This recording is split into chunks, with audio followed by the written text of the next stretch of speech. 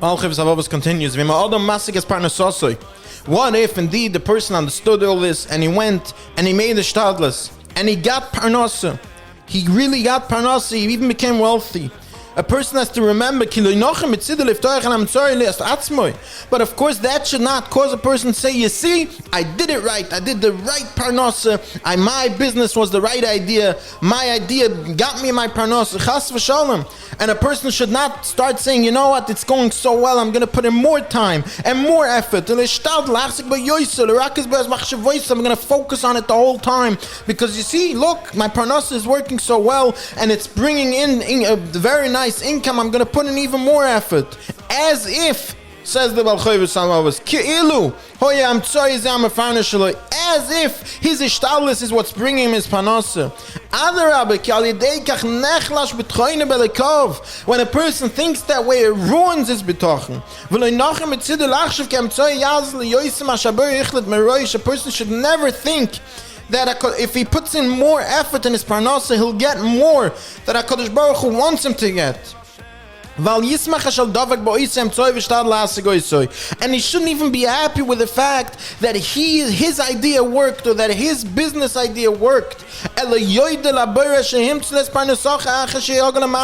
The only thing a person needs to do is say thank you Hashem on the fact that HaKadosh Baruch Hu provided him his parnasa and didn't make a situation and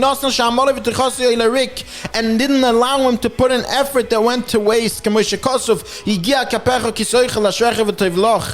Rebbe Baruch always says a story. There was a fellow who used to learn for most of the day and only worked for a few hours, and at one point he came to him and he told him, you know what, I feel like I need that my children are growing up and I'm going to need more income. I want to spend a few more hours a day working. I'm still going to learn, but I just need a few more hours. And that's exactly what he did.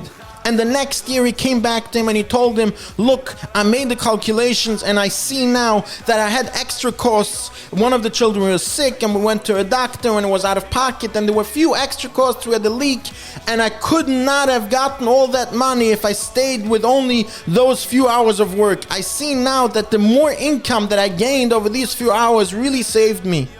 My Rebbe looked at him and he said, think for a second. The year before, where you spent more hours learning, you didn't have a leak. Your child didn't get sick. You didn't have these extra costs. So no, you didn't have to have extra money.